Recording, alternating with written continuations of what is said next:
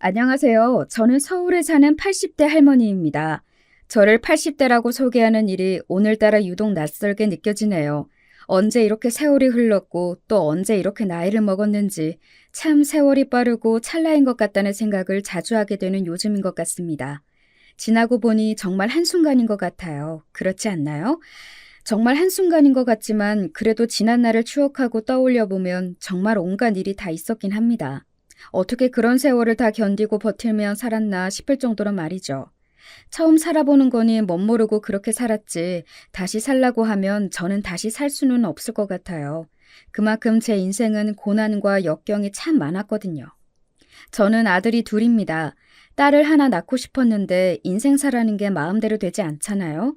그래서 아들만 둘이에요. 셋째를 낳자고 남편과 이야기했는데 그게 뜻대로 되지 않았습니다. 남편이 일찍 세상을 떴거든요. 제 나이 25이었습니다. 4살, 2살짜리 아들 둘을 데리고 아무 능력도 없는 여자가 혼자 살아가기란 참 버거운 일이었어요. 물론 지금도 힘들긴 하겠지만 당시에는 더더욱 힘들었습니다. 저희 친정이 부자도 아니었고 시댁도 마찬가지였어요. 서로 힘든 처지를 바로 옆에서 이해하며 위로해주다 만나서 결혼까지 한 사이였기 때문에 정말로 뭐가 없었습니다. 그런 상황에서 남편 없이 아들이 둘이나 딸린 어린 여자가 어떻게 잘 살 수 있었겠어요. 그건 거의 불가능에 가까운 일이었습니다. 하지만 삶을 포기할 수는 없었어요. 저에게는 자식들이 있었잖아요. 정말 악착같이 살았어요. 주변에서 저를 떠올리는 모든 사람이 숙향이는 정말 독해. 나는 걔만큼 독한 애를 본 적이 없어. 뭐 그런 소리를 바로 할 만큼 말입니다. 안 해본 일이 없었습니다. 누군가가 이것도 해봤어? 라고 물으면 다 해봤다고 대답할 만큼 말이죠. 몸 파는 일 말고는 정말로 다 했던 것 같아요. 그 원동력은 오로지 아이들이었습니다. 아빠 없이 자랄 내 아들들이 너무 불쌍하고 안타깝고 그리고 그 아들들에게 최대한 아버지의 부재가 없게 만들어주고 싶었거든요. 누군가는 이렇게 말했던 것도 기억이 나네요. 그렇게 열심히 살아봐야 소용없어. 자식들 크면 부모한테 감사할 줄 모른다니까. 입 싹 씻고 잘 되면 다 지가 잘나서 잘 된 거라고 생각할걸? 저는 그런 사람들에게 늘 이렇게 대답했어요. 그래도 상관없으니까 그런 말을 할 만큼 잘 되기나 했으면 좋겠다. 하고 말이죠. 정말로 저는 그렇게 생각했어요. 나에 대한 감사함은 몰라도 된다. 그냥 아이들이 잘 자라기만 해줬으면 좋겠다고 말이죠. 저에게 저의 아들들은 인생의 전부였으니까요. 그보다 더 귀한 건 세상에 없었습니다. 제 그 바람이 하늘에도 통한 걸까요? 저는 재수가 없는 와중에 재수가 좋은 사람이었어요. 이게 뭔 말인고 하면 가난한 집안에서 태어난 것, 남편이 그렇게 일찍 세상을 떠나 여자 혼자 아들 둘을 키우게 된 것, 이건 정말 재수가 없는 일이잖아요. 제 팔자를 생각해야 할 만큼 말입니다. 하지만 그 와중에 저는 꽤 일머리가 좋아서 여기저기서 찾는 곳이 많았어요. 그리고 그 시절에 괜찮은 사장님들을 만나 월급이 많은 편이었고 떼인 적도 없고 말이죠. 보통 그 시절에 저 같은 젊은 여자들은 월급이 떼이는 일도 많았고 험한 일을 당하는 경우도 정말 많았거든요. 주변에 그렇지 않은 사람들이 없을 정도로 말입니다. 하지만 저는 그런 일이 없었거든요. 이제 왜 재수가 없는 와중에 재수가 좋다라는 말을 했는지 아시겠죠? 정말로 딱 그 말이 맞았습니다. 물론 그렇기는 해도 정말 힘든 세월이었어요. 밤낮 없이 일을 했었어야 했고 아이를 돌보는 것도 너무 힘에 부쳤으니까요. 정신력으로 이겨낼 수 있었지 아마 그렇지 않았다면 진작에 몇 번이고 쓰러져서 병원비가 더 많이 나왔을 겁니다. 그렇게 키운 아들들이 없어요. 저는 정말 부족함 없이 키웠다고 생각합니다. 물론 아버지가 없는 그 빈자리를 완벽하게 채워줄 수는 없었어요. 당연하죠. 아버지가 없는 건 없는 거니까요. 하지만 적어도 물질적으로는 부족함 없이 키웠다고 생각해요. 그렇다고 다 해준 건 아니었지만요. 그 시절에 여자 혼자 아들 둘을 키우면서 그것도 뭐 하나 가진 것 없는 여자가 아들들을 그렇게 키워내려면 정말 말도 안 되는 노력을 했었어야 합니다. 저는 그랬어요. 지금 와서 돌이켜 생각해봐도 다시 살라고 해도 저렇게 열심히 살 수는 없을 것 같다. 그런 생각이 들 정도로 정말이지 열심히 살았습니다. 그리고 아이들도 그런 저의 고생을 알아주는 것 같았어요. 언제나 이렇게 이야기했으니까 말입니다. 어머니 없었다면 저희는 정말 이렇게 자라지 못했을 거예요. 어떻게 그렇게 하실 수 있는 건지 정말 엄두도 안 나요. 주변에서는 저는 당연히 그런 말을 들을 자격이 있다고, 아니, 듣고도 남음이 있다고 그렇게들 이야기해 주었던 것 같아요. 그도 그럴 게 저희 두 아들은 정말이지 남에게 자랑하고 싶을 만큼 잘 자랐습니다. 먼저 큰아들은 대한민국에서 가장 좋다는 대학을 나와서 지금은 대기업 연구직에서 일을 하고 있습니다. 굉장히 인정받고 높은 연봉을 받으면서 말이죠. 그리고 큰 며느리도 같은 직장 동료였어요. 같은 회사에서 만나서 연애했고 지금 자식도 아들 둘을 낳고 아주 잘 살고 있습니다. 그리고 작은 아들은 회계사예요. 마찬가지로 좋은 대학을 나와서 원래는 회사에 들어갔다가 지금은 개인 사업장을 내고 일을 하고 있습니다. 다행히 자리를 잘 잡아서 돈을 꽤 많이 번다고 들었어요. 작은 며느리는 학교 선생님이고요. 여기는 선으로 만나서 결혼했습니다. 작은 아들이 연애는 관심도 없는 것 같고 그냥 일만 하길래 주위에 좋은 아가씨 있냐고 물어서 제가 선을 보게 했어요. 다행스럽게도 두 사람은 첫 만남에 서로가 마음에 들었나 보더라고요. 선을 보고 결혼까지 6개월이 채 걸리지 않았습니다. 그렇게 빠르게 만나고 결혼했으면 안 맞을 수도 있는데 아직까지 별 문제 없이 잘 살고 있고요. 여기는 또 딸만 둘이에요. 저는 큰아들네와 작은아들네가 다 같이 모여서 밥이라도 먹는 날이면 세상을 다 가진 듯 행복했었습니다. 뭔가를 바라고 그렇게 열심히 산 건 아니었지만 그래도 꼭 보상받는 기분이 들었거든요. 이렇게 잘 자라서 이렇게 잘 사는 게 나에게는 최고의 보상이라고.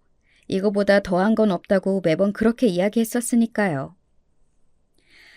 자주 좀 모여야 하는데 너무 죄송해요, 어머님. 그러니까요. 저희 앞으로는 자주 봬요.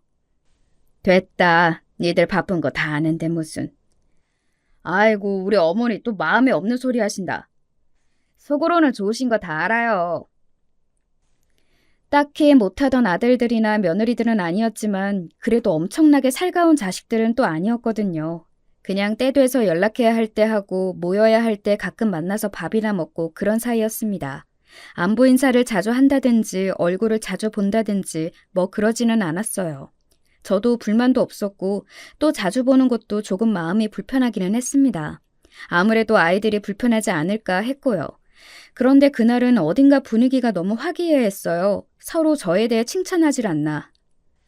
우리 어머니 정말 대단하신 분이지. 그 나이에 혼자 아들들을 키우셨으니. 그러니까요. 요즘도 힘든데 그때 어떻게 그걸 하셨나 몰라요. 정말 대단하신 거죠. 그것도 그냥 키우신 것도 아니고 이렇게 잘 키우셨잖아요. 저희 지금 이렇게 사는 거 다 어머님 덕인 건데. 저희가 어머니 정말 사랑하고 감사하게 생각하는 거 아시죠? 저는 민망해서 그냥 웃었던 것 같아요. 아이고 됐다. 무슨 그런 이야기를 해. 다들 자식을 위해서라면 그렇게 사는 거지. 민망하기도 했고 쑥스럽기도 했지만 그런 이야기를 듣는 게 기분이 나쁘지는 않았어요. 뭐 사실은 당연히 좋았죠. 세상 어떤 부모가 자식이 그렇게 칭찬하고 치켜 세워주는데 싫겠어요. 민망하지만 좋았습니다. 이 맛에 자식들 낳고 키우는구나 싶기도 했고 말이죠. 그런데 그 식사 자리에서 한참을 저를 치켜 세우던 며느리들이 이런 이야기를 하더군요. 어머니, 저희랑 제주도 여행 한번 가시죠. 저희 여자들끼리 한번 가요. 너희랑 나랑 이렇게 셋이? 사실 좀 놀라기는 했었어요. 평소에 며느리들과 막 살가운 사이였다면 모를까 딱히 그렇지도 않았거든요. 그런데 셋이 함께 여행을 가자고 하니 놀랐습니다. 그리고 좀 감동적이라는 생각이 들더라고요. 사실 시어머니와 며느리 이렇게 여행을 가는 경우가 흔한 경우는 아니잖아요. 그래서 아이들이 기특한 생각을 들더군요. 저희가 이번에 이야기를 나누다 보니까 비슷한 시기에 시간이 조금 비더라고요. 그런데 곧 있으면 어머니 생신이기도 하니까 그거 기념해서 셋이 다녀오면 어떨까 해서요. 어머니 아들들은 시간을 도저히 못 뺀다고 하더라고요. 잘 됐죠. 저희 여자들끼리 가요. 그런 상황에서 승낙하지 않을 시어머니가 세상 천지 어디 있을까요? 저도 당연히 기분 좋게 그러자고 했습니다. 그리고 여행이 다가오기만을 기다렸어요. 처음에 그러자고 할 때는 그냥 크게 별 생각이 없었는데 여행이 다가오면 올수록 정말 기대가 되고 두근거리고 뭐 그렇더라고요. 그리고 드디어 제주도 여행 날이 밝았습니다. 정말 전날 저는 설레서 잠도 제대로 못 잤던 것 같아요. 이렇게 가는 여행은 처음이었던지라 기대도 되고 그래서 그랬던 것 같습니다. 그리고 여행은 정말 너무 즐거웠어요. 며느리들과 정말 많이 친해졌구나. 그 짧은 여행 기간 그렇게 느낄 만큼 말입니다. 그간 나눴던 이야기들을 다 합친 것보다 더 많은 이야기들을 나누면서 즐겁게 여행을 다닌 것 같아요. 딸이랑 엄마예요? 아니요, 저희 시어머니세요. 어머, 나는 너무 사이가 좋아 보여서 딸이랑 엄마인 줄 알았네. 정말요? 어르신 정말 좋으시겠어요. 저는 며느리들이랑 이렇게 사이좋게 여행하는 시어머니 처음 봐요. 제가 복이 많죠. 저희 어머니가 좋으신 분이니까 저희도 잘하는 거죠. 어딜 가나 딸이냐 물었고 며느리라고 하면 다들 놀라더군요. 그리고 이렇게 사이가 좋아 보이는 고부간은 처음 본다면서 말이죠. 솔직히 기분이 너무 좋았습니다. 내가 며느리들을 참 잘 봤구나, 복이 많은 사람이구나, 뭐 그런 생각들을 하면서 말이죠. 그렇게 여행을 다니며 이런 생각을 했습니다. 내가 그 시절에 그렇게 고생한 보상을 이렇게 다 받는구나. 지금 이 순간을 위해서. 라는 생각을 말입니다. 과거에 고생했던 일, 당했던 수모, 뭐 이런 것들이 씻은 듯이 다 씻기는 순간이었던 것 같아요. 원래도 그게 그렇게 고생스러운 일은 아니다. 엄마로서 아이들을 위해 그 정도는 감내할 수 있다. 이런 생각을 하면서 살기는 했지만 그래도 알게 모르게 쌓인 것들이 있을 것 아니에요? 그런 것들이 정말 씻은 듯이 다 없어지는 것 같았습니다. 이 순간을 위해 그간의 고생이 있었던 것 같았어요. 그만큼 행복했습니다. 정말로 행복했어요. 그리고 3박 4일의 여행 기간에 마지막 날이 왔어요. 집에 가기 싫어요. 그러니까요. 이렇게 평생 어머님이랑 같이 여행이나 다니며 살고 싶은데. 집에 남편도 있고 자식도 있는 사람들이 그러면 쓰나 섭섭해할걸? 섭섭해하든 말든 저는 어머님이랑 있는 게 더 좋은데요. 앞으로는 자주 여행 다니자고 여행 경비는 내가 다 내겠다고 기분이 좋아서 그렇게 이야기하면서 여행 마지막 날 저녁을 보냈습니다. 그리고 숙소로 돌아와 저는 깜빡 잠이 들었어요. 이 나이에 하루 종일 돌아다녔더니 정신없이 피곤하더라고요. 언제 잠이 들었는지도 모르게 잠이 들었다가 깼습니다. 시간을 확인하니 밤 10시가 조금 넘은 시간이더군요. 목이 마르네. 목이 말라서 방 밖으로 나왔어요. 며느리들이 빌린 숙소는 제주도 느낌이 굉장히 많이 나는 펜션이었는데 방이 3개였거든요. 각자 다른 방을 썼습니다. 거실로 나왔는데 조용하길래 며느리들도 다 피곤한지 자나보다 하는 생각을 하며 부엌 쪽으로 물을 가지러 갈 때였어요. 이야기가 된 거 맞지? 그럼요. 그러니까 결국은 자기 가족이 제일 중요하다니까. 우리가 강경하게 나가면 다들 우리 말을 들을 수밖에 없어. 그리고 본인들도 유산 빨리 받고 싶어 하죠, 아무래도. 원래 그렇게 귀가 밝은 사람이 아닌데 그날따라 굉장히 선명하게 그 모든 이야기가 귀에 꽂히듯 들어오더군요. 저는 어딘가 쎄한 감정이 들었습니다. 그런 기분 있잖아요. 뭔가 들어서는 안 될 것 같은 이야기지만 그래도 반드시 들어야 할 것 같은 그런 이야기를 하고 있는 중 같았어요. 큰며느리가 묵고 있던 방에 문이 조금 열려 있어서 그 사이로 빛이 나오고 있더군요. 저는 다가가 방문 뒤에 섰습니다. 그리고 귀를 가까이 가져다 댔어요. 그 이후로 들려온 모든 대화 내용들이 너무나도 충격적이라 아직도 기억이 생생히 나네요. 그런데 자식들이 다 동의하면 다시 못 나오시는 거 맞죠? 내가 다 알아봤다니까? 아니, 어머니 저렇게 평소에는 별말 없이 조용히 있어도 살아오신 거 보면 엄청 독하고 내공 있으신 분일 건데 혹시나 나중에 문제될 일 있지 않을까 해서요. 없어. 걱정하지 마. 거긴 한 번 들어가면 못 나와. 그때까지만 해도 설말설말했던 것 같아요. 하지만 곧이어 들려오는 말은 저를 그 자리에서 주저앉게 만들었습니다.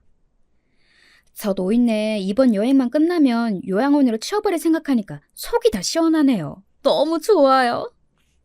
이 말을 들었거든요. 순간 멍하고 내가 무슨 말을 들은 건가 싶고 지금 이 상황이 현실인지 아닌지 구분이 되지 않고 뭐 그런 기분이 들더라고요. 왜 그런 거 있잖아요. 너무 충격적인 일을 보거나 듣거나 겪으면 현실 감각이 없어지는 기분 말입니다. 그때 제가 딱 그랬던 것 같아요. 정말 현실 감각이 들지 않더라고요. 요양원에 보내고 조금 있다가 금치산자 판정 받게 하면 돼. 그러면 재산도 다 저희 거가 되는 거죠? 내가 알아봤더니 저 노인의 꽁쳐둔 재산이 한두 푼이 아니더라. 정말요? 얼만데요? 이거 저거 합치면 30억은 되는 것 같았어. 세상에 30억이요? 진짜 독한 노인네라니까. 그 시절에 정말 한 푼도 없이 여자 혼자서 아들들이 이렇게 키우고 재산도 그만큼이나 가지고 있고. 진짜 우리가 잘 결정한 것 같아요. 뭐가? 저렇게 어지간하지 않은 분이면 정말 오래 사실 것 같은데 그러면 저희가 더 늦게 돈을 받는 거잖아요. 그러니까 말이야. 결국에는 재산 이야기거든요. 저는 그때 그 와중에도 퍼뜩 이런 생각이 머릿속을 스쳐 지나갔던 것 같아요. 녹음을 해야 돼. 하는 생각 말입니다. 며느리들 말대로 저는 정말 산전수전을 다 겪으며 지금과 같은 삶을 살게 된 거였어요. 온갖 사람들을 다 만났습니다.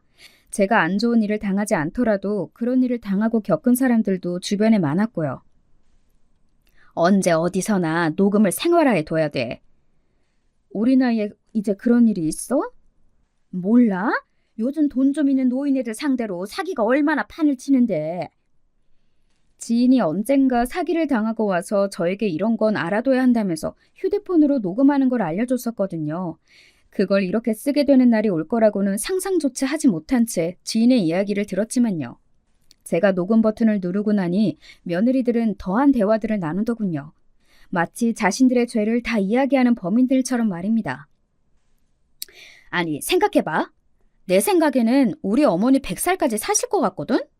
그러면 우리가 7순이 넘어. 그때 그 돈 물려받아서 무슨 소용이야. 그러니까요. 한 살이라도 젊을 때 물려받아야 써야죠. 남편이 한 번 떠본 적도 있대. 어머님 그 재산들 다 어떻게 하실 거냐고. 그랬더니 어머님이 뭐라고 했다는 줄 알아? 뭐라고 하셨다는데요? 언젠가 큰아들이 저에게 어머님 그 많은 재산 어떻게 하실 거예요? 라고 물어본 적이 있었습니다. 자신을 달라는 듯한 뉘앙스도 아니었고 정말로 궁금해서 물어본 것 같아서 저도 제 생각을 이야기했던 적이 있어요. 한 번도 생각해 본 적은 없는데 그냥 힘든 사람들 주고 싶다는 생각을 해본 적은 있다. 힘든 사람들이요? 내가 힘들게 살았잖니. 혼자서 니들 키우면서. 그래서 혼자 아기 키우는 여자애들 가끔 텔레비전에서 보면 마음이 그렇게 아프더구나. 그래서 그런 사람들 도와주고 싶기도 하고. 어머님 진짜 대단하시네요. 그냥 내가 그렇게 살아봐서 그 사람들 마음을 알겠기에 그래. 뭐 어떤 식으로 더 어떻게 도와주겠다 구체적인 계획을 세운 건 아니었어요. 그냥 막연히 그런 사람들을 위해 쓰고 싶다고 생각했습니다. 그리고 저는 단 한 번도 자식들이 제 재산을 제가 그런 식으로 쓴다는 것을 섭섭해하거나 싫어하거나 할 거라는 생각을 못했어요. 자신들을 제가 어떻게 키웠는지 그 누구보다 잘 아는 아이들이라고 생각했으니까요. 하지만 아니었던 겁니다. 그건 그거고 돈은 돈이었나 보더라고요. 그것도 부모를 버릴 만큼 중요한. 어머니 미치신 거 아니에요? 그걸 왜 남을 줘요? 그래서 내가 이렇게 하자고 한 거 아니야. 어머님은 그러고도 남을 사람이라. 진짜 큰일 날 뻔했네. 방금 저 소름 돋은 거 아세요? 무슨 재산을 남을 줘? 우리 남편도 그래서 고민하다가 결국은 그렇게 하자고 한 거고. 그랬구나. 도련님은 뭐라고 하면서 그러자고 했어? 그 사람은 뭔 고민도 안 해요. 사실 딱히 자기 엄마라고 해서 정이 있는 것 같지도 않고 그냥 거기가 시설도 좋고 또 우리도 어머님 신경 안 써도 되고 좋지 않냐. 그리고 그 어머님 지금 사시는 집도 요즘 많이 올랐던데 그거 팔아서 애들 학비 보태자 뭐 이런 식으로 말했더니 그냥 그러자고 하던데요?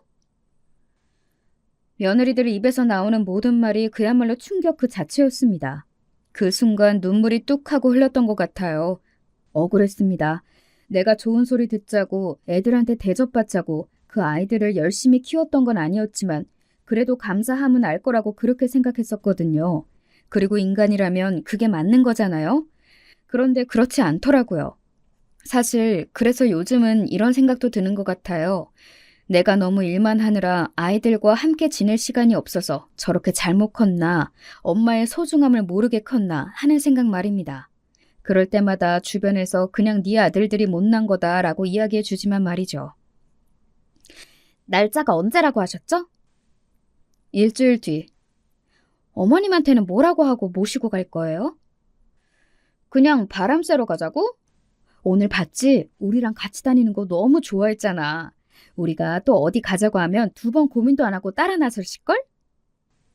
소름이 끼쳤습니다. 오늘 내가 본인들과 여행을 다니면서 행복해하는 모습을 보며 속으로는 그런 생각하고 있었다는 사실이요. 그리고 눈물이 날 것 같았습니다.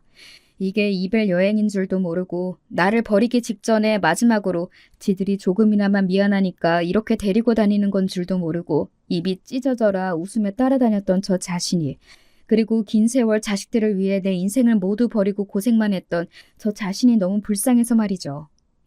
저는 그 대화를 끝으로 조용히 방으로 돌아왔습니다. 그리고 이불에 얼굴을 묻고 엉엉 울었어요. 정말 엉엉 울었습니다. 나이가 들고 그렇게 엉엉 울어본 게 처음 있는 일이었어요. 이제는 눈물도 감정도 메말라가는 나이라고 생각했는데 아니더라고요. 정말 그런 일을 겪으니 눈물이 펑펑 나오더군요. 별별 생각이 다 들었습니다. 내가 왜 그 고생을 했는지, 지나간 세월이 허망했고 또 오래전에 세상을 떠나 이제는 얼굴도 잘 기억나지 않는 남편이 너무 보고 싶었습니다. 그리고 엄마, 우리 엄마가 너무 보고 싶었어요. 세상에 나를 사랑해주는 사람은 아무도 없는 것 같았습니다. 이미 세상을 뜬 우리 부모님이나 남편 말고는 말이죠. 그냥 이대로 죽고 싶다는 생각도 했던 것 같아요. 너무 오래 살아서 그래. 진작 죽었으면 이런 일은 보지도 듣지도 겪지도 않았을걸. 그런 생각 말입니다. 하지만 조금 시간이 지나니 억울한 감정과 분노가 치솟아 오르기 시작했어요. 이대로 자식들이 보내는 대로 요양원에 들어가서 몇 년 뒤 금치산자가 되어 전 재산 모두를 빼앗길 수 없다는 생각이 들었습니다. 무엇보다 그런 연놈들에게 제 평생의 노력이 담긴 돈을 물려주고 싶지 않았어요. 그렇게 다짐하며 어느새 잠이 들었던 것 같습니다. 눈을 떴더니 이른 아침이더라고요. 밖에서 분주하게 움직이는 며느리들의 소리가 들렸습니다. 저는 방문 앞에 서서 심호흡을 한번 크게 했어요. 전현들의 얼굴만 봐도 목소리만 들어도 손이 벌벌 떨릴 것 같았지만 일단은 지금은 모르는 척을 했었어야만 했으니까요. 그래서 마음을 다잡고 문을 열었습니다. 어머, 어머님 일어나셨어요? 어머니 엄청 피곤하셨나 보다. 평소보다 되게 오래 주무신 것 같아요. 그러게, 여행이 아주 고단하셨나 봐요. 어휴, 어머니 얼굴도 엄청 부으셨어요. 니들이 어제 나눈 이야기를 듣고 너무 충격을 받아서 한참 울다가 잠들어서 그렇다 라는 말이 목 끝까지 차올랐습니다. 하지만 안간힘을 다해 그 말을 삼켰어요. 그래, 내가 너무 피곤하구나. 이 나이에 이렇게 돌아다니려니. 집에 가시자마자 푹 쉬세요. 그래야겠다. 그리고는 컨디션이 좋지 않다는 핑계로 입을 다물었습니다. 별 의심을 하지는 않는 것 같더라고요. 그냥 속으로 아, 저 노인네가 오늘 컨디션이 좋지 않나 보다 뭐 그런 생각을 했겠죠. 그렇게 세상에서 가장 행복했다가 한순간에 가장 불행해진 여행이 끝이 났어요. 아침에 일어나서 집으로 돌아와서 그리고 짐을 풀면서 문득문득 이 상황이 정말 현실인지 꿈이 아닌지 뭐 그런 생각을 했던 것 같습니다. 그럴 때마다 휴대폰에 녹음된 며느리들의 음성을 들으며 절망했고 말이죠. 하루 정도는 그냥 그런 상황을 반복했던 것 같아요. 멍하게 앉아있다가 울다가 그리고 이게 정말 현실인가 싶어 음성을 확인하고 절망하는 그 행동을 말입니다. 그리고 그 다음 날 그 음성을 들고 친한 변호사를 만나러 갔습니다. 원래 알고 지내던 노신사분이셨는데 지금은 은퇴하신 전 변호사분이었어요. 이건 범죄인데 이 자식들이. 제가 어떻게 하면 좋을까요? 일단은 요양원에 들어가면 안 되고 유언장을 따로 쓰시는 것부터 해야죠. 한 푼도 자식들에게 안 가게 제가 도와드릴게요.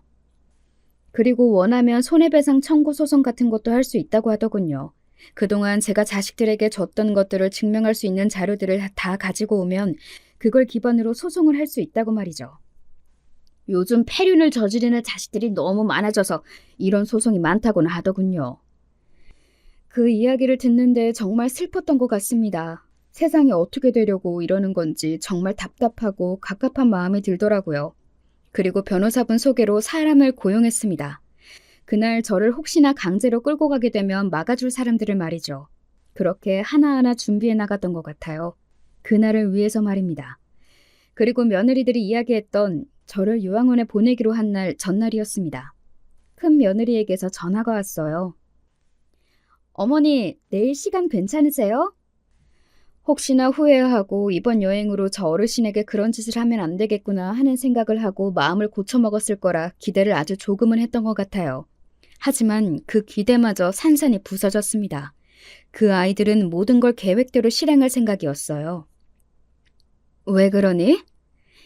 내일 저랑 동서가 시간이 돼서 이야기하다가 그때 여행이 너무 좋았다고 어머님이랑 또 가까운 곳에 어디 드라이브라도 갔으면 좋겠다고요.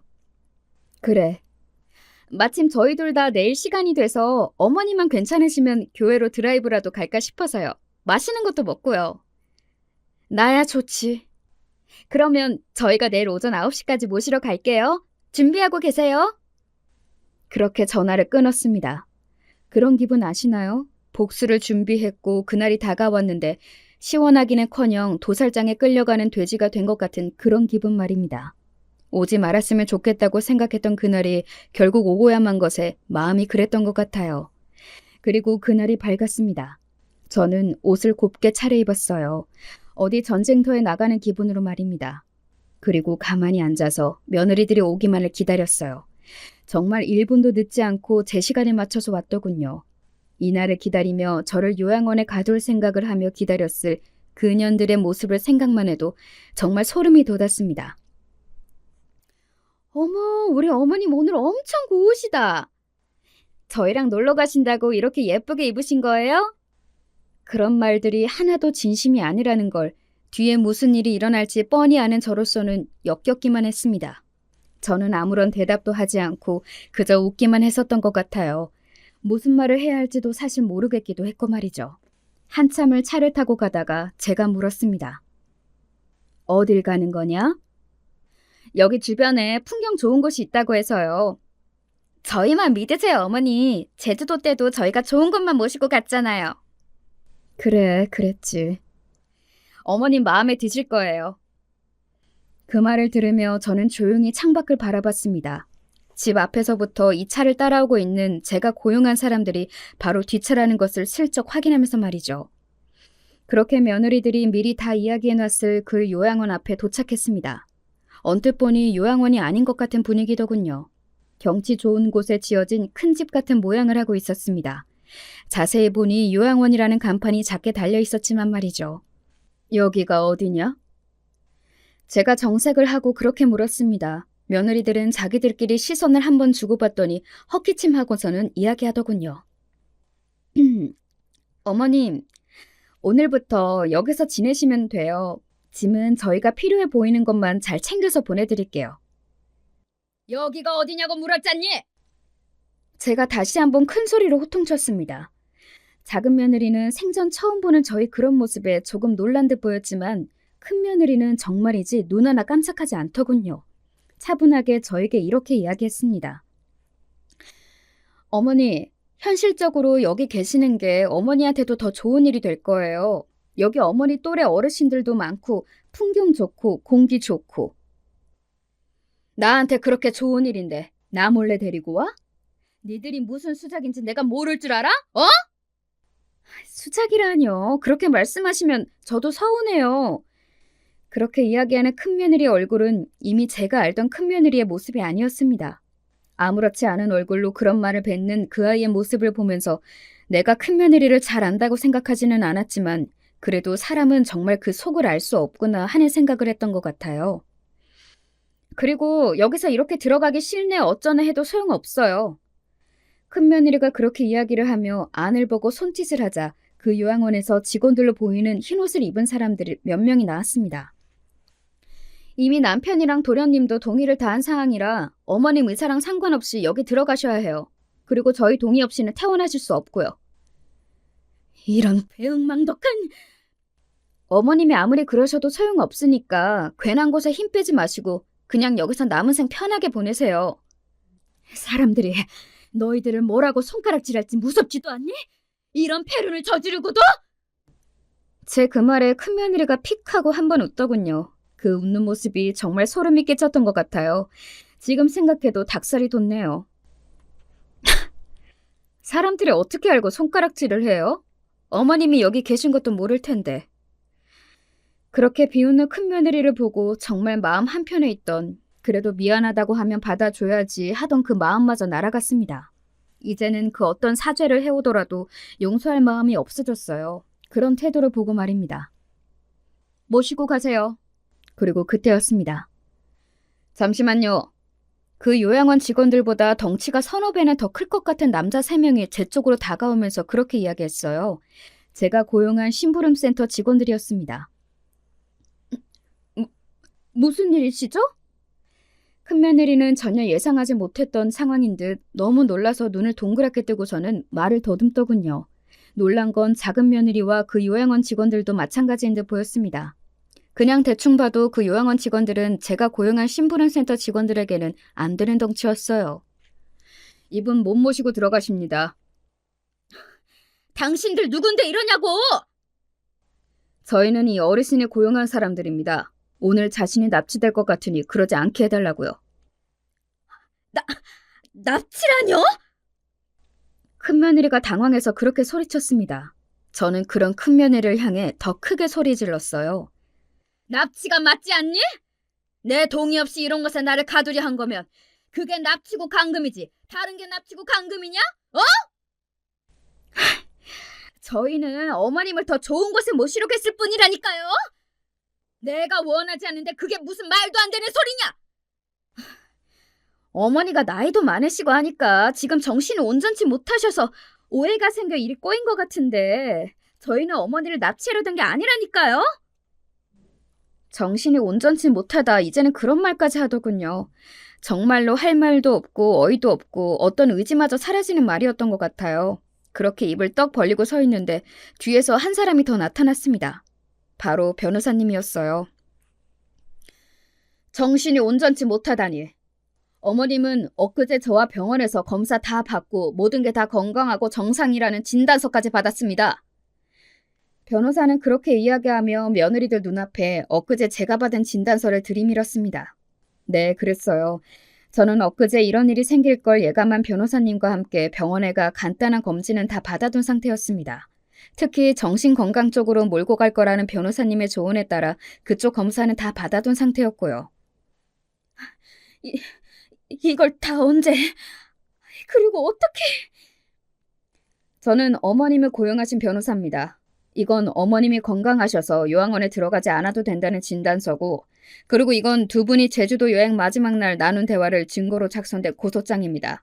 아직은 접수는 안 한 상태인데 오늘 이 상황을 보니 어머님이 곧 접수하실 것 같네요. 그 이야기까지 듣고 난 큰며느리와 작은며느리는 그제야 안색이 새하얗게 질려갔습니다. 자신들의 계획이 물거품으로 끝난 것은 물론 자신들이 했던 짓이 세상에 다 알려지게 될 것과 고소까지 당할 거라는 사실을 한 번에 다 들은 거니까 말이죠.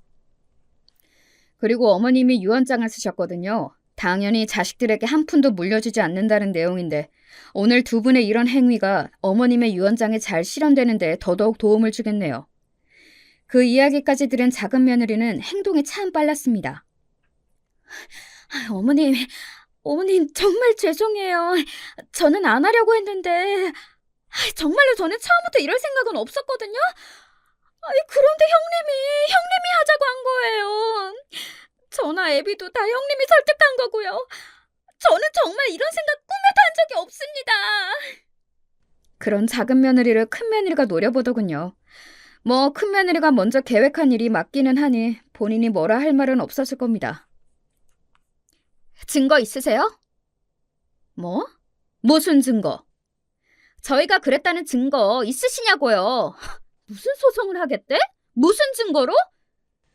몰릴 대로 몰려서 막 나가기로 한 건지 아니면 냉정하게 그 와중에도 증거가 없으니 정말 소송까지는 못할 거라는 생각에 그런 이야기를 한 건지는 몰라도 뭐 양쪽 다 대단하다고 생각은 했던 것 같아요. 그런 상황에서도 저에게 소리를 지를 수 있다는 게 말입니다. 녹음된 음성이 있다. 그리고 제 그 말에 큰며느리가 그 자리에서 굳었습니다. 네? 뭐가 있다고요? 제주도 여행 마지막 날 니들 둘이 나를 두고 했던 대화. 그걸 내가 다 들었고 내가 다 녹음했어. 휴대폰으로. 그제야 큰며느리는 그 상황이 다 이해가 된 듯 했어요. 그리고 이내 표정을 확 구기더군요. 빼도 박도 못하는 증거가 있다는 걸 알게 되었으니 말입니다.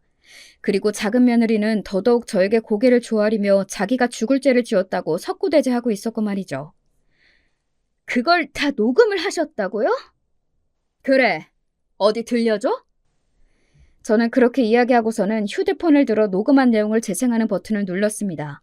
그러자 선명하게 녹음된 큰며느리와 작은 며느리, 그날의 대화 소리가 그대로 흘러나왔어요. 큰며느리의 표정은 점점 더 어두워졌고 작은 며느리는 그야말로 사색이 되더군요. 이 녹음 내용을 만약에 다른 사람들이 듣게 된다면 자신들이 어떻게 될지 끔찍해하는 것 같았습니다. 어머니 제발 용서해 주세요.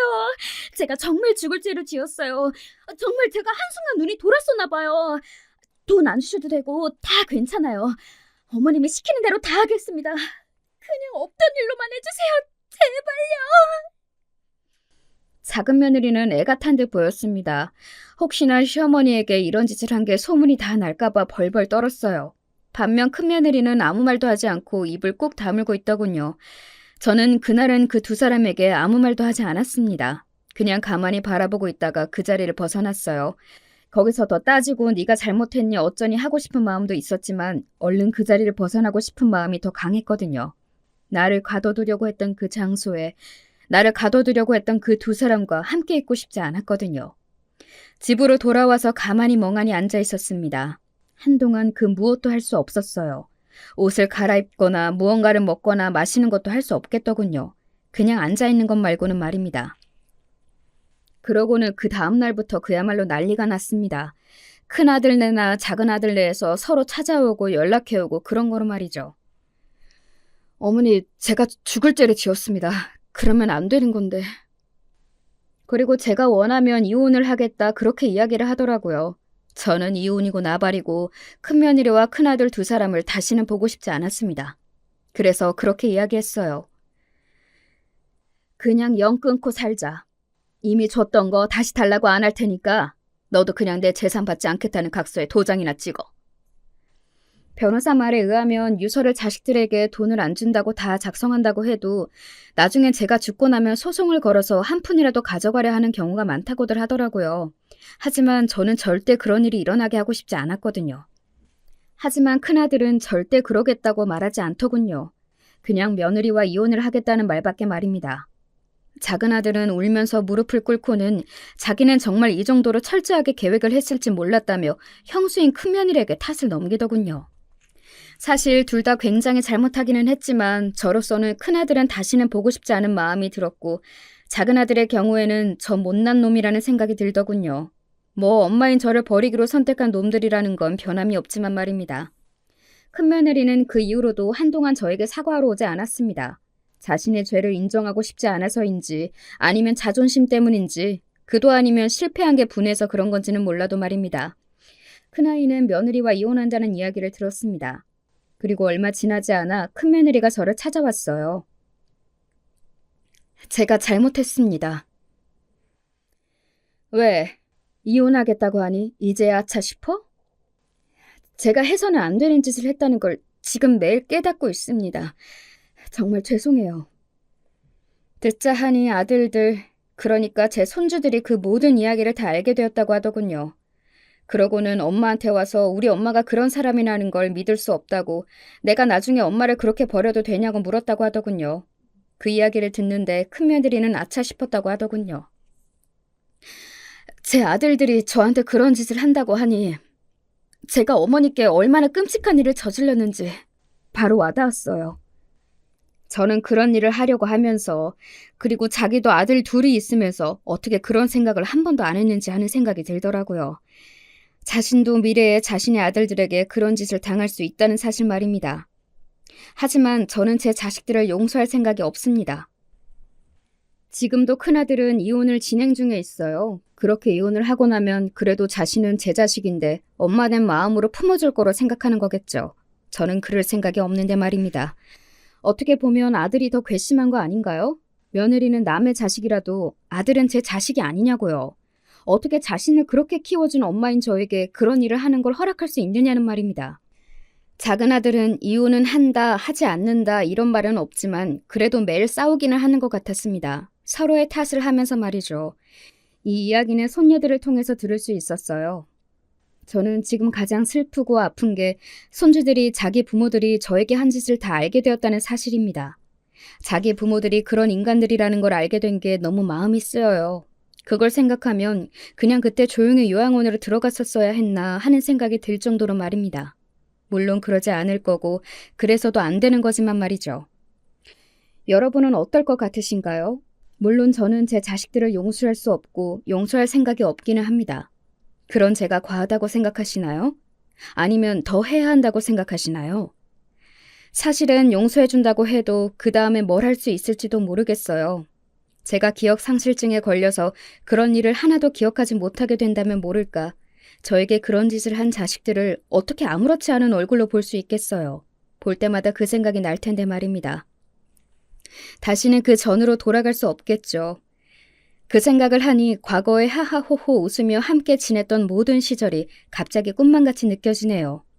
눈물이 날 것 같은 기분이 듭니다. 돌이켜보면 너무 돈만 벌고 자식들에게 고생하지 못하게 하는 것에만 열심히 했나 싶은 생각이 들기도 합니다.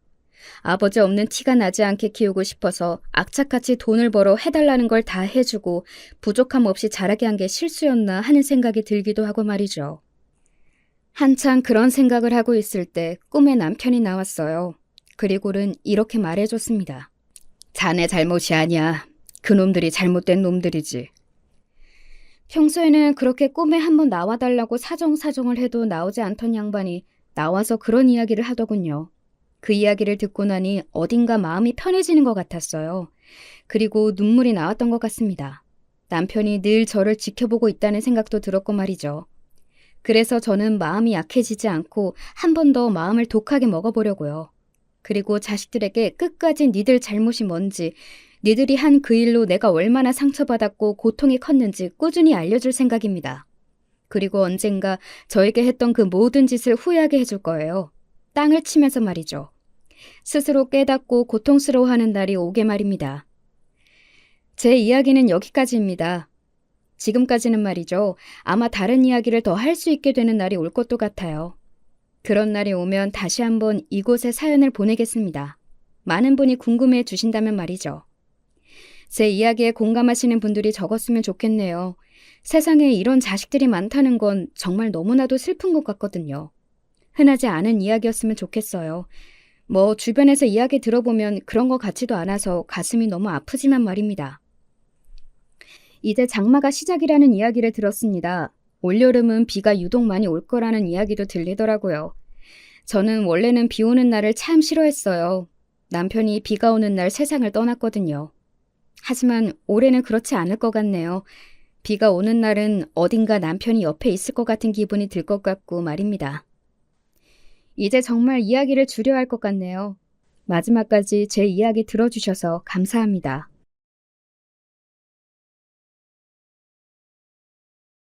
안녕하세요. 저는 사람 문제로 스트레스를 받으면 일이 손에 잘 안 잡히는 40대 여성입니다. 사회에서도 서열 이런 거 너무 싫어했는데 결혼해서도 엮이니 정말 너무 골치 아프네요. 이건 저와 시댁 동서역인데요. 심지어 저보다 한 살 많고 결혼도 일찍 한 사람이라서 텃세가 엄청 심했어요. 저기 어머니, 우리 호칭 정리 그래도 해주셔야죠. 음, 형님이라고 불러야 되는 거 맞죠? 제가 결혼은 4년 더 일찍 해서 이 집에 들어왔고, 나이도 제가 한 살 더 많잖아요. 그래도 꼬박꼬박 형님이라고 부르도록 할게요. 반가워요, 형님. 이 말에 어머니는 그제서야 후다닥 정리를 해주신다고 나서셨어요. 아이고, 내 정신 좀 봐. 그래, 이제 네가 우리 집 큰며느리니까 얘랑도 호칭을 바로 해야지. 형님 동서로 우애 좋게 잘 지내고 아무튼 니들끼리도 깍듯이 예의 있게 잘 지내라. 우리 우석이랑 민석이야 워낙 우애 있는 형제니까 말이야. 저희 어머니는 그 우애 있는 이란 표현을 무척 좋아하시는 것 같았어요. 당신 아들들끼리 워낙 잘 지내니 며느리들끼리도 잘 지내길 바라시더군요. 사실 저라고 뭐 그런 마음이 안 들었을까요? 근데 한눈에 봐도 약간 까탈스러워 보인 동서는 처음 본 날 저를 머리부터 발끝까지 훑어보더라고요. 이건 절대 기분 탓이 아니고요. 실제로 제가 느끼고 이렇게 물어볼 정도였어요. 아, 저기, 저 뭐 묻었나요? 아까 들어오면서 안 그래도 날파리가 묻어서 털어내긴 했는데 계속 보시는 것 같길래요. 그러자 아차 싶었는지 동서는 입에 손을 갖다 대면서 막 웃더라고요. 어머, 내 정신 좀 봐. 아니, 아니. 아참, 그리고 뭐 존대를 해요? 어머니 형님이신데. 그렇게 존대하지 마시고 편하게 동서라고 부르세요. 저 아무 생각 없이 사람을 물끄러미 보는 버릇이 있어요. 아무 뜻도 아니에요. 이때 느꼈던 저의 쎄한 감정은 날이 갈수록 결코 저만의 착각이 아니었던 것으로 결론이 났어요. 왜냐면 얼마 안 가서 저희 신혼집을 오픈했을 때도 똑같이 굴더라고요. 와, 경기도에서 이 정도 평수 아파트면 요즘 얼마나 해요? 내 친구도 신혼집 이쪽에서 시작한다 그랬는데 아직 가보질 못했거든요, 형님. 그러자 남편이 옆에서 대신 설명을 하더라고요.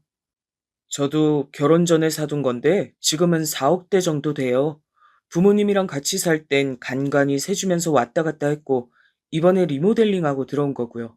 뭐 더 쳐서 받을 수도 있겠지만 앞일은 모르는 거니까요. 그러자 동서가 바로 이렇게 말하는 거예요. 굳이 이렇게 확인해서 물을 건가 싶었어요. 음, 그럼 형님은 이 집에 대해서 아무것도 모르시는 거구나? 애초에 아주버님 집이었으니까 그냥 몸만 들어오신 거예요? 아, 아닌가? 리모델링 비용은 되셨겠죠? 아, 그거야 뭐 저도, 아니, 나도 얼마 되긴 했는데, 그건 왜 묻는 거야, 동서? 아, 저도 친구들이 요즘 늦게들 결혼하니까 그냥 궁금해서 물어봤어요. 일단 여기 평수는 한 25평대 정도 나오는 거죠? 확실히 경기도 쪽이 좋긴 좋네. 서울은 이평수로 4억은 얄짤 없는데. 말도 안 되잖아요. 그쵸? 아주버님 진짜 땡 잡으셨다. 그걸 갖고 우리 어머니는 본인 아들 칭찬하기 또 여념이 없으시더라고요. 그러게. 우리 우석이가 그렇게 야무져서 일찍이 집 준비를 해 놓은 거 아니냐. 조금씩 사서 옮겨 다니면서 융자 받고 해서 이렇게 만든 거야. 그리고 이쪽도 집값 오르지 않겠냐? 그거 생각하면 진짜 얘가 재테크는 잘한 거지. 하지만 동서는 바른 말을 못하면 쓰러지는 병에 걸린 사람처럼 곧장 어머니 말에 반박을 하더라고요. 에? 어머니, 경기도 쪽에 4억대 아파트 갖고 있는 게 재테크 잘했다고 보긴 좀 그렇죠. 아, 물론 아주버님이 처음 자산 얼마로 시작하셨느냐에 따라 다르지만요. 암튼 형님의 비용이 들어간 자산은 아닌 거네요. 순전히 아주버님 능력으로만 집이 있는 거고요. 그쵸?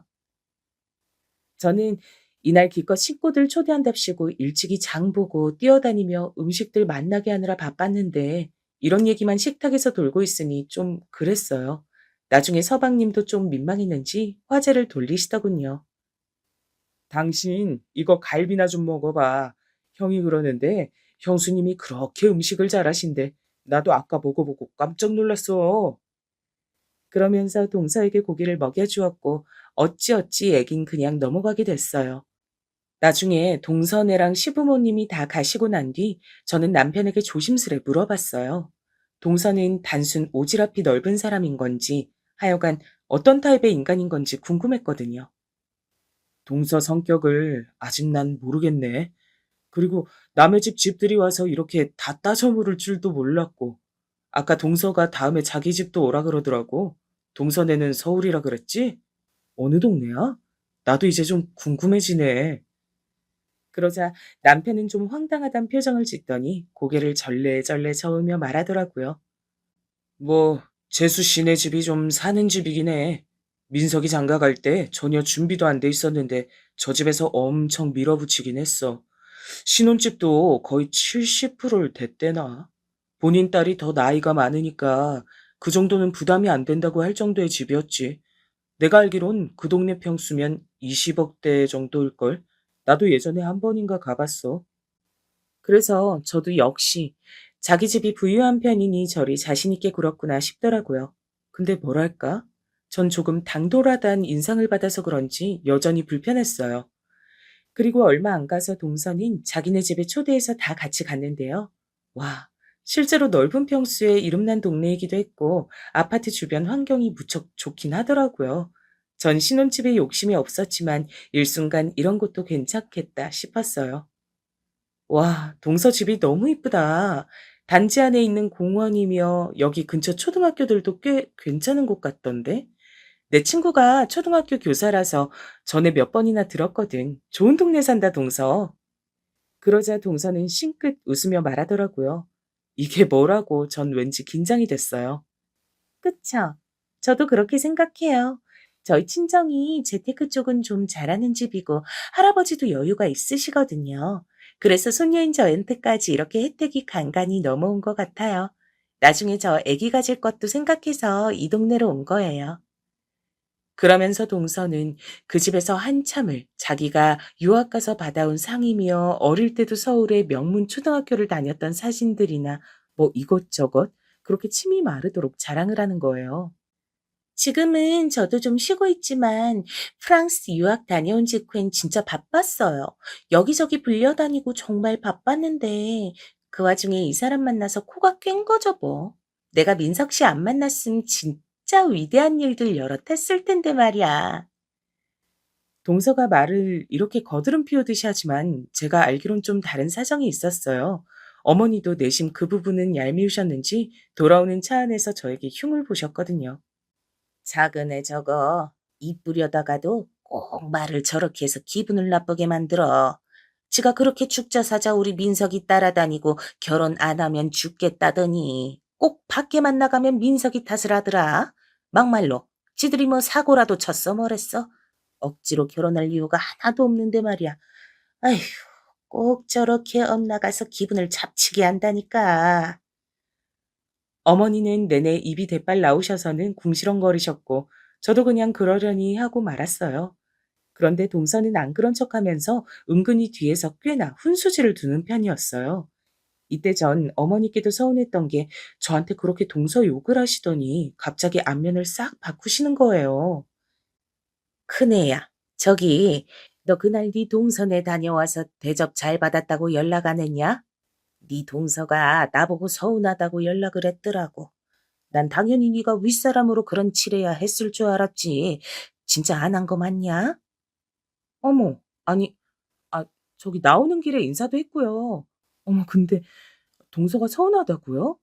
자기도 우리 집 왔다 간 날 아무런 인사도 없었는데 왜? 아무튼 제가 연락해 볼게요, 어머니. 저는 약간 황당했지만 곧장 동서에게 연락을 했어요. 내키진 않았지만 이렇게 돌려서 연락하는 그 방식도 그렇고 불편하니까 빨리 선을 그으려고 했던 거죠.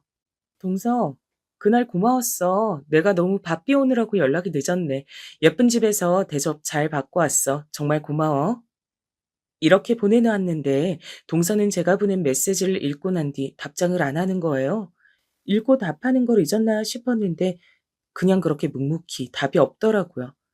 저는 이런 분위기가 점점 편치 않게 느껴져서 동서와 거리를 두려고 했는데 벼랑간 2주쯤 지났을까요? 갑자기 저에게 만나자더군요.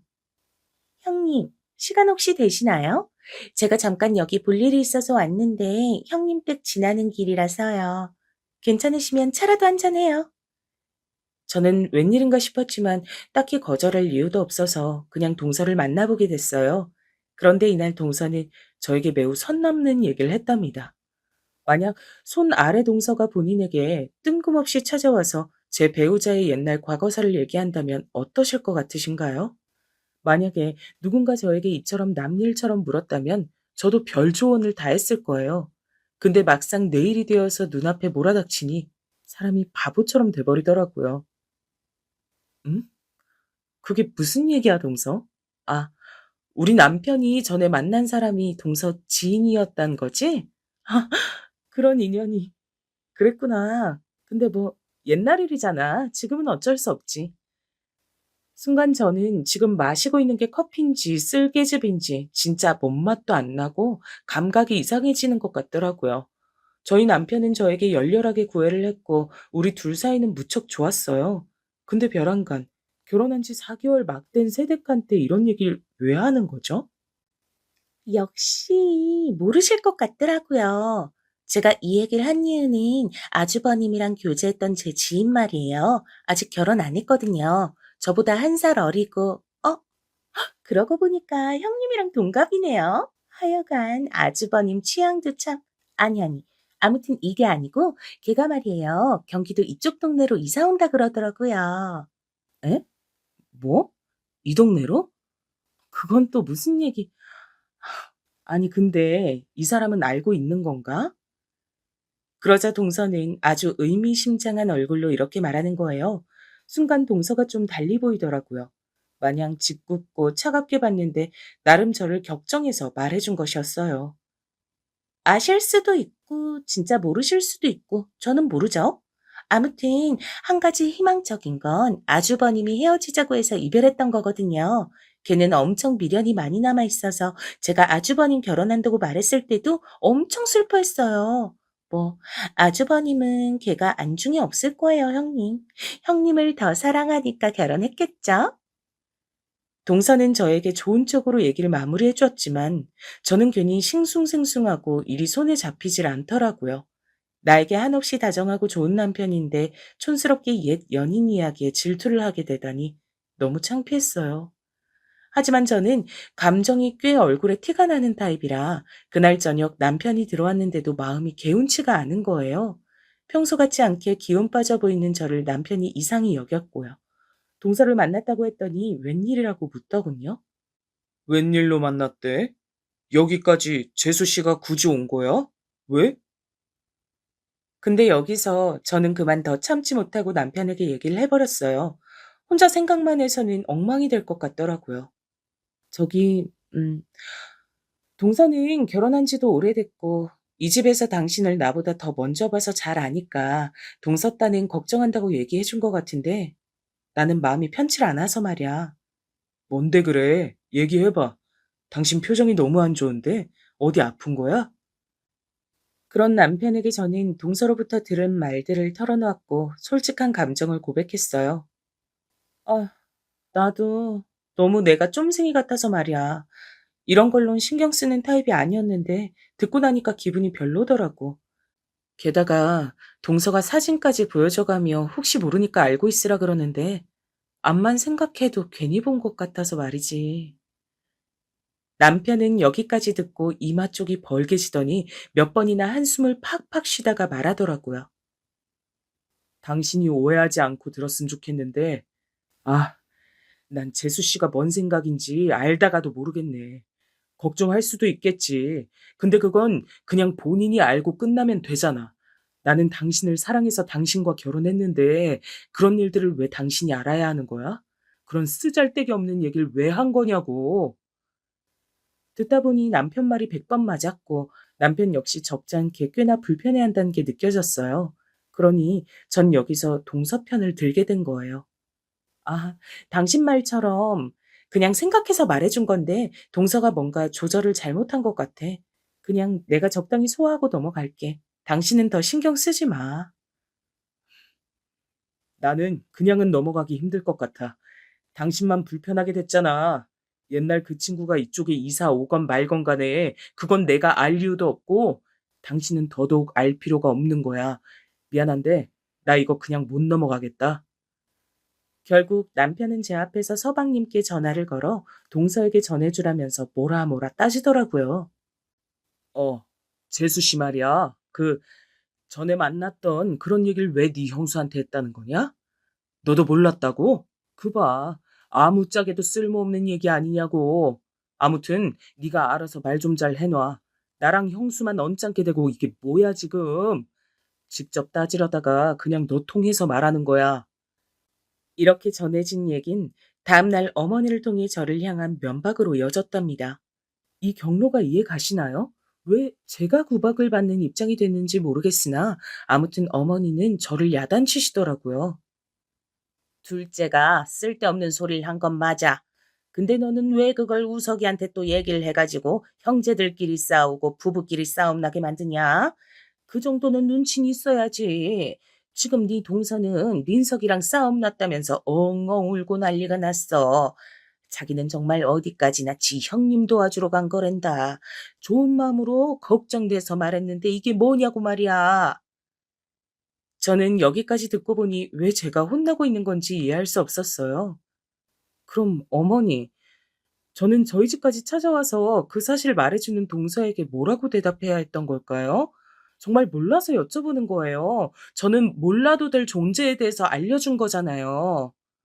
어머니는 여기서 한숨을 팍팍 쉬시더니 사실 본인도 별달리 방법은 모르셨던 건지 화제를 바꾸시더군요. 이후로 남편은 화가 꽤 많이 났고 저 역시 한동안 동서 보기가 참 불편했어요. 그래서 가급적 가족 모임 때도 잘 안 가고 어머니가 왜들 안 오냐고 뭐라 하실 무렵 우리 가족에겐 아주 큰 경사가 생겼답니다. 바로 다름 아닌 임신이었단 거예요. 이 사실을 남편이 가장 먼저 듣고 어머니께 먼저 알렸던 건데요. 어머니는 듣자마자 정말 너무너무 좋아하시더라고요. 아이고, 내가 진짜 언제쯤 아기를 낳나 보나 했어. 둘째네는 내가 그간 말을 안 해서 그렇지, 쟤네가 대체 언제 결혼한 지 지금 몇 년째냐고. 둘째는 우리가 민석이보다 나이도 많은데 이제 안심을 할 수 없지 않냐? 그런데 큰애가 덜컥 임신을 하다니 이런 경사가 어딨어? 아이고, 이제 마음 좀 놓고 숨 좀 쉬가며 살 수 있겠다. 이게 웬 경사야, 정말. 어머니는 어마어마하게 기뻐하셨고, 저도 기왕 좋은 소식을 전한 거 이렇게 즐거워해 주시니 감사했어요. 헌데 동서 반응은 좀 다르더라고요. 서방님도 처음엔 축하한다고 인사를 하셨으나 묘하게 동서 눈치를 보는 느낌이랄까? 연락이 뜸해지셨어요. 심지어 임신 기간 내내 그리고 출산 직후까지도 동서에는 연락이 없었답니다. 나중에야 어머니한테 연락이 왔고 이 말 듣고 너무 가슴이 찌르르 하더라고요. 저기 그네야. 너도 오해는 하지 말고 들어봐라. 내가 딴 뜻 있는 게 아니야. 근데 네 동서네가 벌써 몇 년째 애가 없었잖냐? 별짓을 해도 안 되나 봐. 이게 뭐 돈이 많다고 되는 일도 아니고 암튼 마음고생을 지독하게 해선지 지 형님네 애 생긴 게 그렇게 서럽고 속상한가 봐. 아마 연락 별로 없더라도 너무 서운해 말어라. 저는 괜히 이 말을 들었다 싶어 애기 낳고 몸조리하면서 마음이 너무 안 좋은 거예요. 나중에 서방님만 잠시 오셔서 축하금 얼마 주고 가셨는데 그때도 되게 눈치를 보셨어요. 와, 형수님 너무 고생 많으셨어요. 우리 와이프요? 저 몸이 안 좋아서요. 저도 지금 챙겨주러 얼른 가봐야 돼요. 저 이거 애기 내복이랑 선물하시라고 제가 약소하게 챙겨왔어요. 축하드려요. 이러면서 서방님은 현금 50만 원을 주셨는데 와중에 이렇게 말씀하시는 거예요. 저기 형수님 죄송한데 이건 제가 제 용돈으로 우리 조카 선물해 주고 싶어서 드리는 거라 저희 와이프한테 따로 감사 인사나 이런 거 안 하셔도 돼요. 아무튼 축하드립니다. 그러니까 서방님도 동서 모르게 와서 동서의 의지와는 상관없는 돈을 주고 가신 거예요. 이후로 저희는 시간이 흘러 돌잔치를 했는데 그때도 동서는 오지 않았어요. 물론 저희도 초대를 안 했답니다. 그쪽에서도 연락이 없었고 어머니도 저한테 신신당부를 하셨으니까요. 괜히 네 동서 긁지 말고 그런 건 우리끼리 하면 되니까 부르지 마라. 얘가 아주 애기 얘기만 나오면 거의 발작을 해. 나도 피곤해 죽겠다. 어휴, 나쁜 일도 아니고 좋은 일을 왜 언급하면 안 되는 건지. 저도 뭐 주의는 하겠지만 왜 동서 기분 살피면서 우리 애기 얘기도 못하고 몸을 움츠려야 되는 건가요? 그런데 며칠 지나 사단이 난 거예요. 제가 돌잔치 사진을 카톡 프사에 올리고 오신 분들 감사하다고 사진을 찍었는데 거기 서방님이 찍혀 있던 거죠. 그걸로 동선에는 어마어마하게 싸움이 났고 어머니는 저한테 하소연을 하시는데 이땐 정말 참을 수가 없었어요. 어머니, 서운하단 얘긴 동서만 할 수 있는 건가요? 제가 우리 태민이 낳은 것도 몸 움츠려가면서 숨기고 그렇게 살아야 돼요? 언제는 아이 낳은 것도 너무 고맙다고 그렇게 태민이도 이뻐하시더니 애는 죽을 때까지만 작은 엄마 눈치 보면서 존재도 알리면 안 되는 건가요? 막말로 동서랑 서방님이 싸우던 말던 그건 그 둘 문제잖아요. 왜 제가 몸을 움츠려야 하냐고요. 제 목소리가 너무 커지니 남편이 중간에서 말렸고 아기 낳고 감정이 여러모로 치받쳐 올라와 수습이 안 됐던 저는 결국 아기를 데리고 친정에 가버렸어요. 남편도 중간에서 어찌어찌 말려보다가 난리가 나버렸고요. 결국 우리 부부까지 사이가 불편해지자 어머니는 그제서야 심각성을 아셨는지 별말 안 하시더라고요. 하지만 지금 제 사연 듣는 분들도 느끼시는 게 있으실 텐데 이게 어찌 어머니만의 잘못이겠나요? 모든 상황을 손에 쥐고 뒤에서 흔드는 동서가 정말 나쁜 인간이잖아요. 근데 며칠 지나서 어머니가 왜 그렇게 동서한테 휘둘리셨는지 알겠더군요. 동서는 정말 보란 듯이 아주 유치하게 카톡 프사로 티를 냈어요. 전 그걸 보자마자 남편에게 물었고요. 여보, 이것 좀 봐봐. 동서랑 서방님이랑 어머님, 아버님 모시고 베트남 여행 갔다 왔나 본데? 이게 언제야? 우리 돌잔치 하기 전인 것 같은데?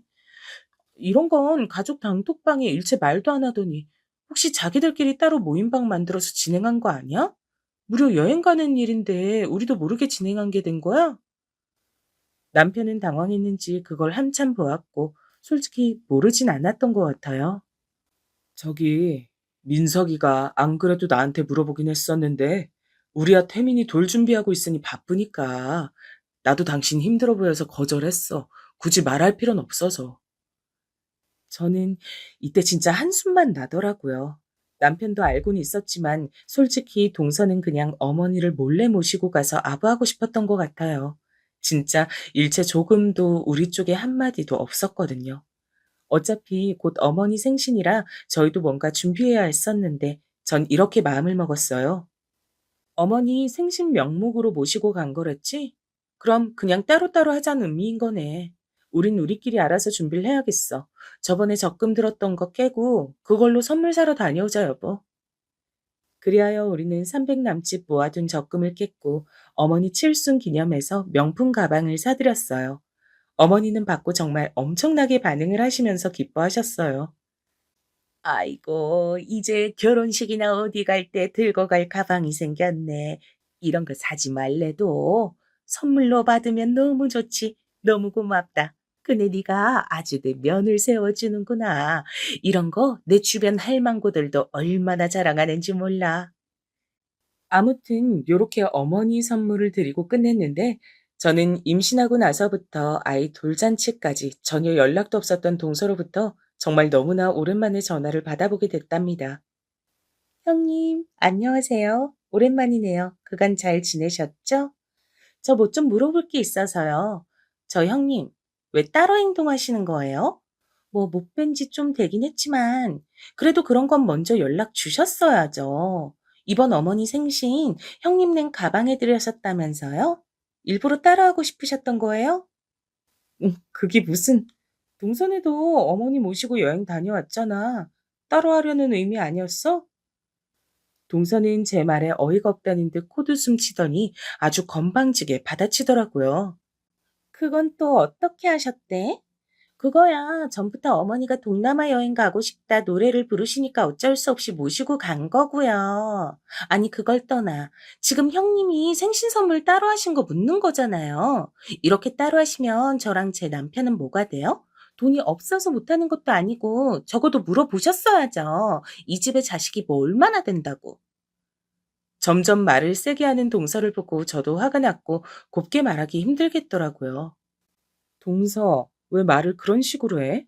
나 좀 어이가 없다. 좀 더 소통을 했어야 할 필요는 있겠지만, 왜 그런 연락을 내 쪽에서만 해야 돼? 우린 그간 가족 단톡방에 근황 같은 거 꾸준히 올렸는데 대답도 안 했잖아. 그래서 따로 하려는 줄 알았어. 아니, 형님이 뭐 제 마음을 얼마나 안다고 그렇게 단정 지어서 말씀하세요? 게다가 뭔 칠순 선물을 별 순서도 격식도 없이 그렇게 띡 하시는지. 형님도 너무 무리하신 거 아니에요? 어머니한테 애지간히 잘 보이고 싶으셨나 보다.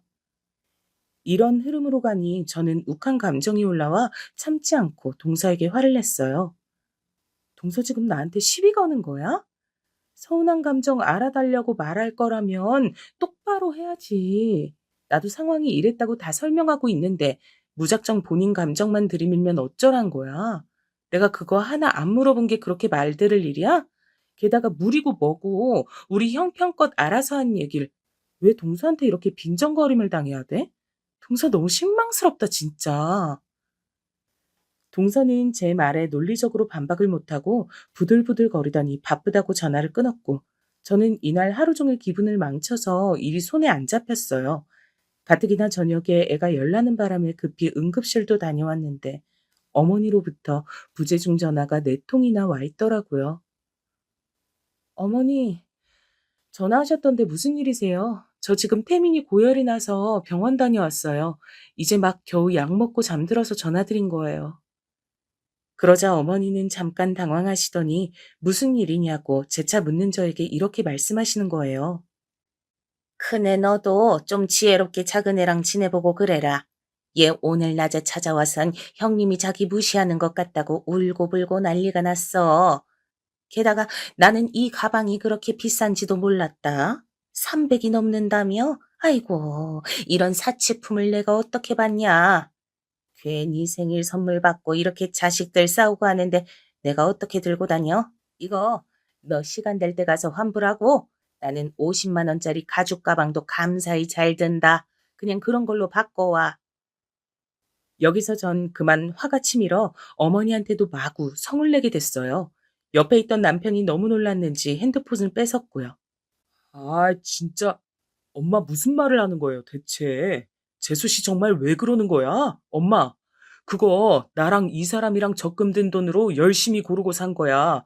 재수 씨 말만 듣고 우리한테 그걸 환불하라 마라. 이게 말이 돼? 그건 우리한테도 실례인 거야, 엄마. 왜 이 사람이랑 내 기분 생각은 안 해?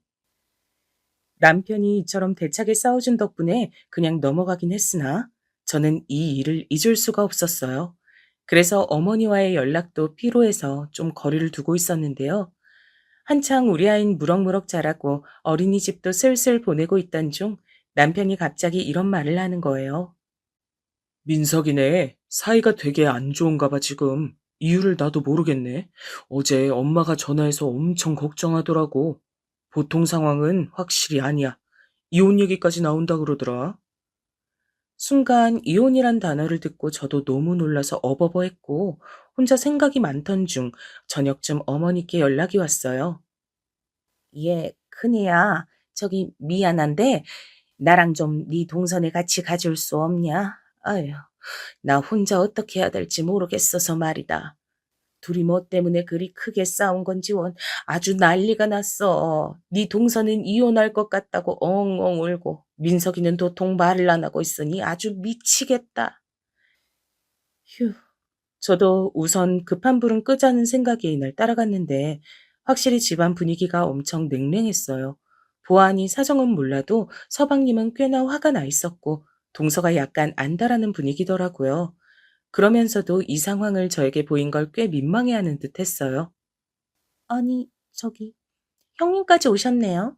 어머니한테만 오시라고 한 건데 이렇게 다 오시다니. 그걸 지금 또 신경 쓸 때야?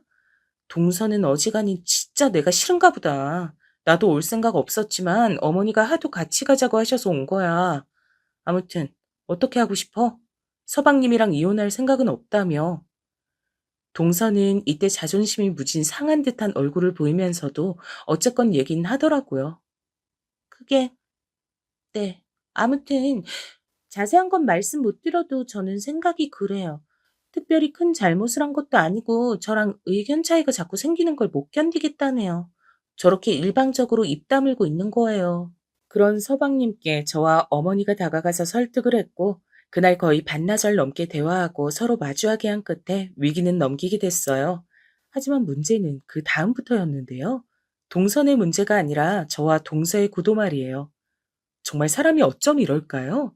지금까지 제 입장을 보면 전 솔직히 동서가 어찌 살던 연을 끊고 살아도 되는 입장이잖아요. 그런데 자기네 부부 위기인 것도 가서 바로 잡아주고 했는데 진짜 사람이 화장실 들어가기 전후가 다른가 봐요. 제사 시기가 돌아왔고 저도 그간 참여를 제대로 못했기에 이제 함께하게 됐는데요. 하도 동서가 전에 뭘 따로 하네 마네 어쨌고 이혼 위기가 있었던 동선에도 두루두루 다시 무던히 잘 지내보잔 생각으로 연락을 했어요. 동서, 있잖아. 이번 제사는 어떻게 준비하는 게 좋겠어? 어머니한테 여쭤보니까 아무래도 음식은 우리 둘이 해야 될 것 같아. 손목도 안 좋으시고 힘들다고 하시네. 어머니도 마음 같아선 안 하고 싶으신데 아버님이 계속 야단이셨나 봐. 요 몇 년은 나도 태민이 돌보느라 못했는데 그간 어떻게 했어? 그러자 동서는 되게 천연덕스런 목소리로 별일 아니란 듯 이렇게 말을 하는 거예요. 그거 그간 제가 다 했었거든요. 뭐 음식 사서 하긴 했지만 한 거는 한 거니까요. 이번부턴 형님이 해보시는 게 어때요? 음식도 잘하시고 그동안 제사 거의 참여 안 하셨잖아요. 이러니 저는 놀랄 수밖에요. 어머니는 분명히 둘이 같이 상의해보라 하셨고 저도 그렇게 하는 게 맞다고 보거든요. 근데 동서는 아예 답을 정해뒀더라고요. 형님, 잘하실 거예요. 그리고 힘드시니까 음식 일일이 다 하시려고 하지 마시고, 원하시면 제가 주문했던 곳 알려드릴 수도 있어요. 연락 돌리는 건 제가 할 테니까, 그날 제사상 차리는 것만 형님이 맡아서 해주시면 될 것 같네요. 아니, 잠깐 동서. 뭔 얘기를 그렇게 뭐, 혼자 진도를 나가. 내 뜻은 물어보지도 않고, 왜 그걸 나 혼자 해야 되는데? 제가 그냥 안 넘어가고 중간에 찝었더니 동서 역시 피곤하다는 듯 바로 받아치더라고요. 형님, 진짜 왜 이러세요, 피곤하게. 저 평소에 많이 했다니까요? 솔직히 저 진짜 형님 입장 많이 봐드린 거예요. 뭐, 애기 하면서 이 핑계 저 핑계 대드시는 것도 그냥 참았고요. 솔직히 저 같은 사람이 어딨어요. 며느리라고 다 같은 며느리게요? 그간 엄연히 차이가 있는 건데 그거 싹 빼고 맞춰드렸더니만 정도를 모르시네 진짜. 여기서 저는 뭔 말인지 알아들을 수는 없었으나 이게 굉장히 기분 나쁜 흐름이란 자각은 있었어요. 그러니 안 참고 물었고요. 며느리라고 다 같은 며느리라니 동서 뭔 말을 하고 싶은 거야 지금? 알아듣게 똑바로 말해. 진짜 민망하다, 민망해. 이런 걸 제 입으로 얘기를 해야 되는 거예요? 아님 이 악물고 모르는 척 하시는 거예요? 진짜. 솔직히 형님네랑 저희 집 차이도 좀 있고 형편도 다르고 그런 와중에도 제가 다 맞춰드리고 하지 않았어요? 근데도 갈수록 뭔 애기 핑계를 대고 빠지질 않나, 우리 집까지 와서 우리 부부 상황 보고 훈술 두질 않나. 저도 이제 참기 힘드네요. 저는 이때 머리가 띵하더라고요. 아무리 사람이 각각 다르다지만 같은 상황을 두고 이렇게까지 입장이 벌어질 수 있는 건가요? 제가 사연을 보낸 것도 도무지 제가 뭘 그렇게 잘못한 건지 이해가 안 돼서예요. 동서의 저 말만 들으셨을 때 그렇게 못된 형님인 것처럼 느껴지시나요? 뭐라고? 집 형편? 뭐 훈수? 와, 동서는 지금 대체 뭔 말을 하고 있는 거야, 정말? 그게 진짜 이유야? 답답해. 이러니까 대화가 안 되죠. 꼬박꼬박 윗사람 대우해주고 했더니 진짜 답이 없네. 차이란 말을 몰라요? 한글 모르시나 진짜? 아니 아파트만 봐도 답 나오잖아요. 사는 환경 보면 답 나오는 거지. 맨날 무리해서 뭐 하고 징징대는 집이랑 쪼들리는 거 없이 멀쩡히 사는 집이랑 같냐고요. 그럼 제가 그동안 다 배려하며 행사도 넘어가줬더니 뭘 꼬치꼬치 따지시는 거예요, 진짜. 전 너무 황당하다 못해 순간적으로 이렇게 다다다 말로 얻어맞은 게 너무 분하더라고요. 이야, 내가 지금 환경까지 싸잡아서 이런 말 들어야 돼? 뭐? 무리를 해서 뭘 징징대? 동서, 진짜 그 말에 후회가 없어? 제사 하나 때문에 지금 연이라도 끊을 생각이야? 그런데 동서는 진짜 마치 메롱하고 놀려대듯 이죽거리면서 절 약올려대더라고요. 어머, 무서워라. 지금 말로는 안 되니까 윽박 지르시는 거예요? 형님이야말로 뭔 제사 음식 하는 것 같고 이렇게 핏들 세워요. 하라면 그냥 하면 되는 거지. 그냥 본인 환경이랑 이런 거 순응하고 사세요. 머리 아프게 싸울 생각 하지 말고. 나 지금 동서가 한 말들을 그냥 넘길 수가 없겠는데. 환경인의 차이네. 제사 하나 갖고 집 사는 형편까지 끌고 와서 이상하게 만든 사람이 누구야? 나 이거 그냥 못 넘어가. 어머니한테도 말씀드릴 거야. 와, 그깟 아파트 갖고 뭐? 답이 나와? 그러자 동서도 이때부터 말이 더 세지더라고요. 제가 어머니한테 말한다고 했으니 팍 예민해진 거예요.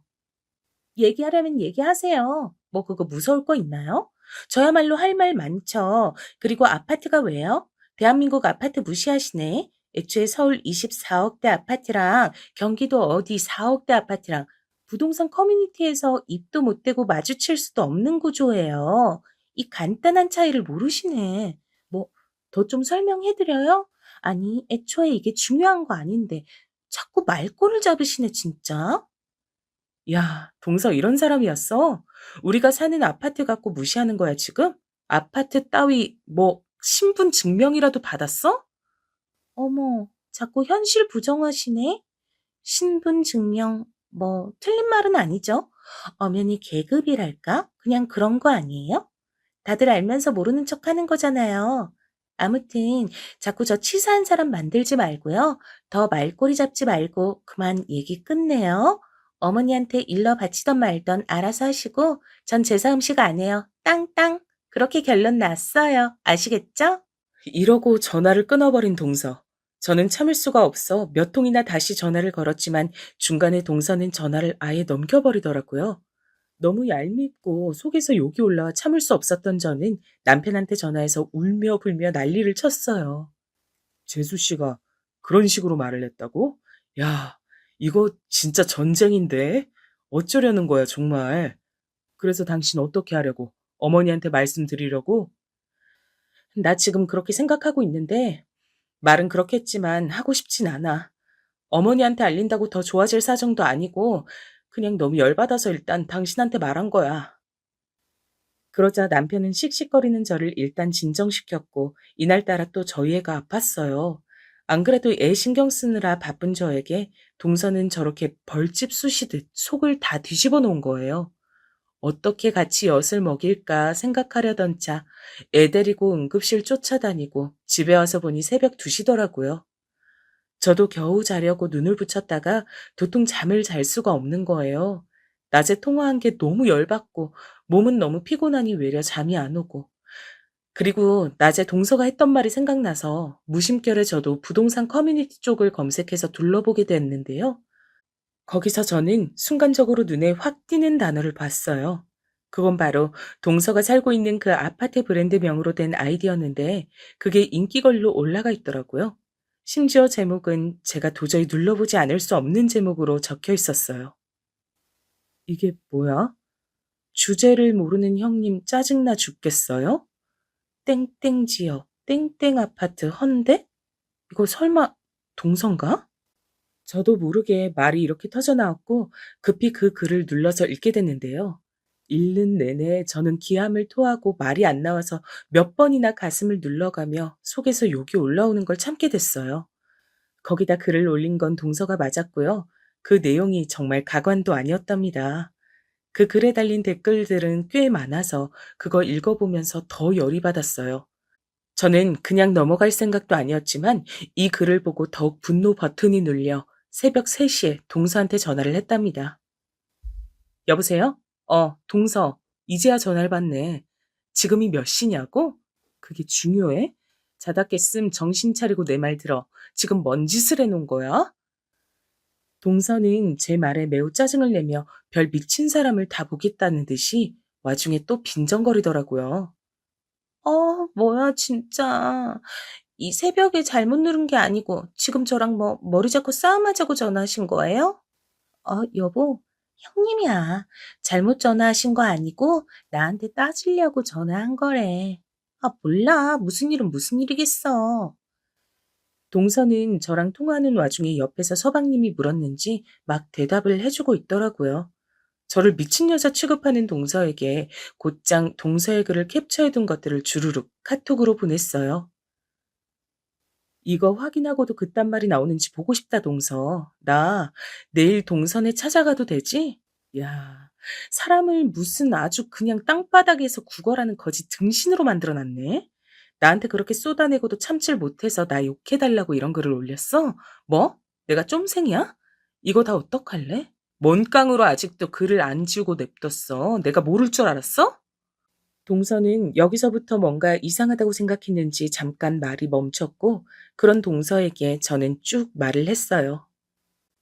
잔말 말고 증거들 내가 다 캡처해서 지금 보내놨으니까 동서 눈으로 확인해봐. 아, 서방님이랑 같이 줄줄 읽으면서 낭독해볼래? 진짜 이거 아주 제대로 미친년 아니야, 정말. 있잖아. 나 이렇게 말하는 것도 웃긴데, 뭐? 24억? 이야, 꼴랑 24억 갖고 어디 기업 총수 가문 거지 대하듯이 사람 무시하네. 너 진짜 죽었어. 나 안 참을 거야, 정말. 동서는 저랑 통화하면서 카톡으로 동시에 그 메시지들도 확인하고 있었는지 어째 점점 쫄려가는 듯 했어요. 대답 없이 숨 들이키는 소리만 들리더라고요. 내가 진짜 별 얘기를 다 하고 산다 싶은데 결론부터 말할게. 있잖아. 나 90억대 아파트 있어. 왜 거기서 안 사냐, 거짓부령이냐 할까봐 어떻게 뭐 등기 친거라도 갖고 가서 보여줘야겠다. 내 명의로 된 거 똑똑히 손가락으로 짚어가면서 보여주고 싶네, 정말. 내가 왜 이딴 짓까지 해야 돼? 저런 정신병자 같은 글을 보고 나도 똑같이 해줘야 되는 거 맞는 거지? 그러자 동서는 여기선 지도 놀랐는지 뭔가 바로잡고 싶었는지 조그맣게 따져 묻더라고요. 90억대요? 아니, 그건 좀... 왜? 뻥 같지? 아, 나보고 뭐라 적어놨더라? 느지막이 결혼해서 돈 없이 아주버님한테 빈대처럼 붙어서 경기도 4억짜리 아파트 황송하게 사는 주제에 맨날 지 멋대로 행동하고 애 낳았다고 유세 부리고 제사도 쓱 빠지려고 하고 요즘 시대가 어떤 시대인데 그지로 시집 왔음 닥치고 제사도 맡아서 할 것이지 뭐? 친정 부잔데도 도리 다 하고 사는 동서한테 내가 훈수지를 감히 뒀다고? 야, 이거 진짜 미친년 아니야, 정말.